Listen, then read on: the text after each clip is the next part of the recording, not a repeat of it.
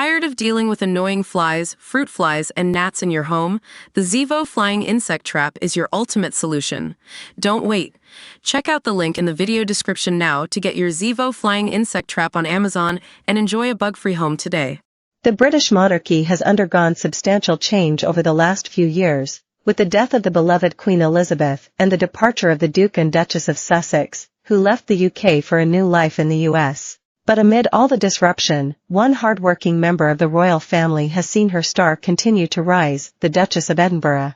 Behind the scenes of royal health crises for King Charles and the Princess of Wales and the enduring rift between Prince Harry and Prince William, Sophie, 59, has been working her way up the ranks in the firm as a family member often dubbed the late Queen's favorite royal. From attending glittering banquets to standing next to Queen Camilla on the Buckingham Palace balcony for trooping the colour, her promoted status is made known in official royal events and engagements. But she was afforded the opportunity to move to the inner circle when Prince Harry and Meghan Markle announced that they were leaving the royal family in exchange for a more star-studded lifestyle in Montecito, California. The Duke and Duchess of Edinburgh are now among the few working royals under the age of 70, alongside the Prince and Princess of Wales. With a glaring gap in the monarchy after the young and glamorous Duke and Duchess of Sussex stepped down, Sophie has become a key and crucial member of the firm. This was demonstrated when Sophie was promoted to the top table at the lavish state banquet for the Japanese royals last week, where she was placed right next to Emperor Naruhito at Buckingham Palace. Emperor Naruhito and King Charles have a long friendship spanning decades, and her placement at the banquet suggests that Sophie is well-liked and highly trusted by the monarch. Although they are not known to be in regular contact these days, Sophie and Meghan are not dissimilar in their beliefs and have long championed similar causes, including ending gender-based violence and advancing girls' education. During her time as a working royal, the Duchess of Sussex visited ActionAid in Johannesburg to raise awareness of sexual violence in schools, met with women to speak about gender inequality in Cape Town, and became close with ladies who survived the Grenfell fire, helping them launch a cookbook.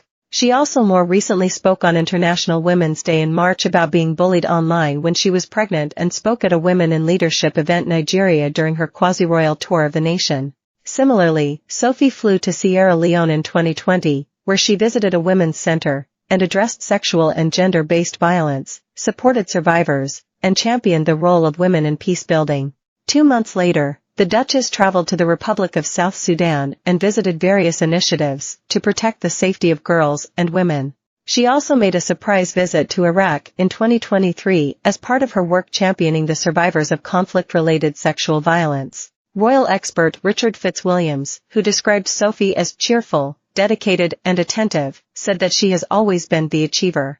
The Duchess of Edinburgh is down to earth, which is pivotal, but without attracting adverse publicity, he said. It is Sophie who has been the achiever.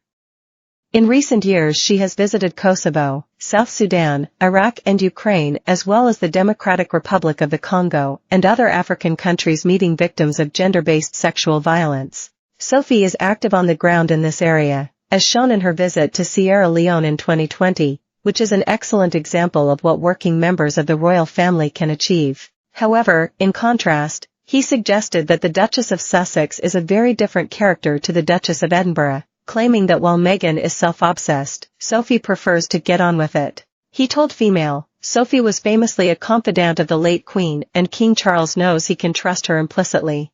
Her temperament is very different to Meghan's. The latter, though not without talent, is self-obsessed and reportedly temperamental.